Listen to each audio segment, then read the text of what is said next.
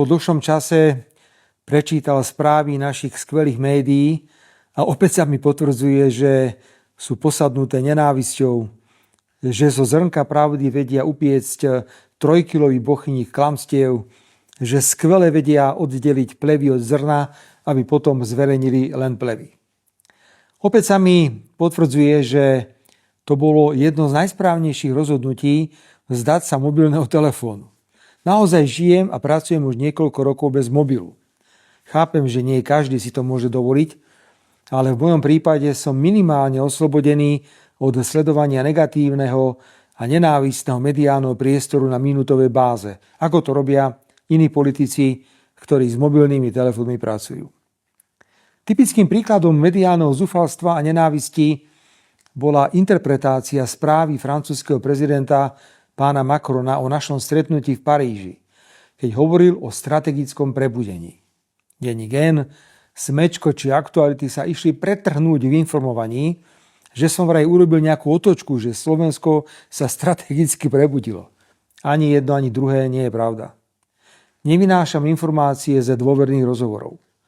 Môžem ale s plnou vážnosťou potvrdiť, že rozhovor s francúzskym prezidentom mal mimoriadne významný obsah a týkal sa strategického prebudenia Európskej únie. Takýto rozhovor o únii som už dávno neviedol.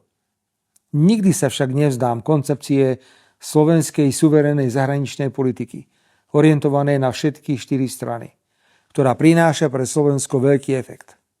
Investície, rušenie vízovej povinnosti, rešpekt pre Slovensko za jeho suverénne postoje.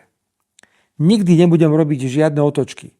Na každom stretnutí bez ohľadu na to, či to je čínsky prezident Xi Jinping, ruský prezident Vladimír Putin, americký prezident Donald Trump, francúzsky prezident Emmanuel Macron, či kdokoľvek iný, na prvom mieste je Slovensko a jeho záujmy.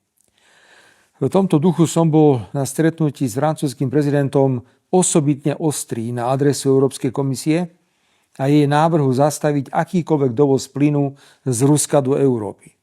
Zdôraznil som význam viesť dialóg so všetkými a presvedčenie, že Európska komisia potrebuje personálnu rekonštrukciu.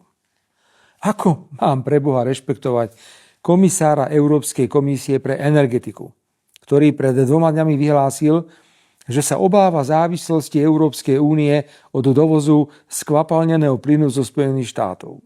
Toho komisára, do kompetencie ktorého patrí schválený návrh komisie zastaviť dovoz plynu z Ruska. Rozhodnutia, proti ktorému Slovensko ostro hlasovalo a proti ktorému podáva aj žalobu. Odporúčam komisárovi, aby si každý deň ráno prečítal to, čo robil deň predtým, aby nevyzeral ako pometený.